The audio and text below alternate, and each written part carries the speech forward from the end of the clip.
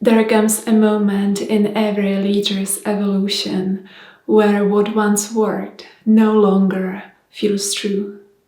It feels like a prison, restriction, and it feels like you are off your path, that something is broken, the fire is gone, and what once excited you no longer does. This is the sacred moment when you are walking from ego leadership into soul-led leadership. Ego loves to be seen. It loves to be recognized. It wants to feel safe, so it builds structures. It builds identities that makes it feel being protected. You build your comfort zone, and before you know it, it becomes your prison. And you are not upgrading enough. And you may find yourself living and leading the same way like you did a decade ago, 5 years ago, 2 years ago. But soul leads from truth. It leads from presence. It leads from life. So many leaders are subconsciously afraid of failure, being judged, misunderstood. They are actually afraid of death.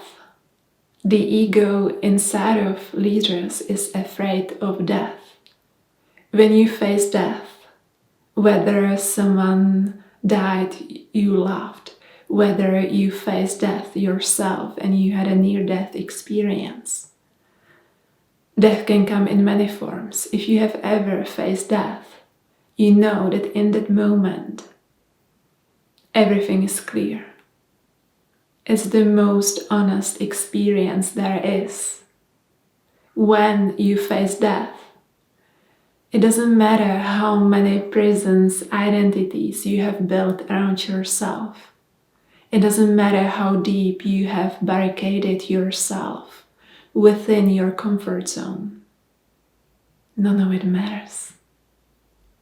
When you feel death is near, or you have faced it or watched it in someone else's life, you all of a sudden realize that those things that you had in your life to make you feel safe are just ego tools. It's not true. All the fears that have kept you playing small, your leadership based on the ego and that self-identity of, oh, I'm so important that I need to control how people perceive me and my message. It falls away. Because in that moment when you face death, the only truth remains. And the truth is, was it worth it? Were all those excuses and fears worth it?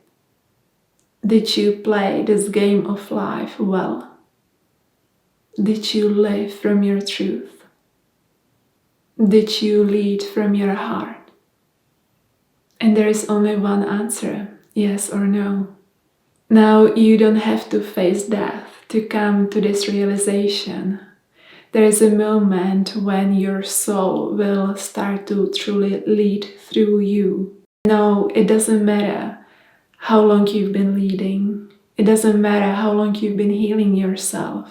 You may still be operating from the ego leadership, where you are trying to micromanage your mission. You are trying to get all the answers before you take the first step. And when you make your mission all about yourself, the way you feel, the way people judge your message, you make it all about the appearance. You make it all about what's on the surface. And you know what? It lacks truth. There is no depth. There is no presence. And that's why you stop feeling joy.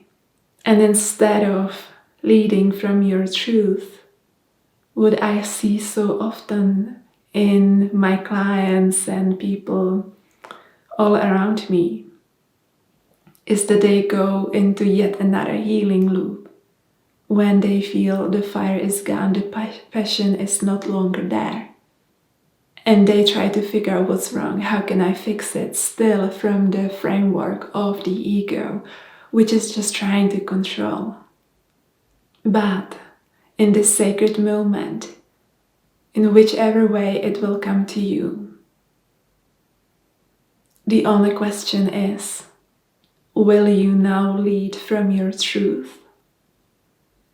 In the end of the day, when nothing else matters anymore, where all the games have been played, where all those fears have been lived through or just being imagined in your life and keeping you in self-made prison.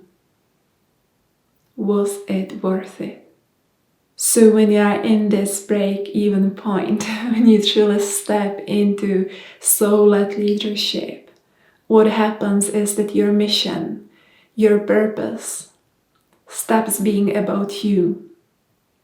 It's no longer about what other people think of you. It's no longer about trying to explain yourself, your message, your gifts, so that you can feel safe from being judged.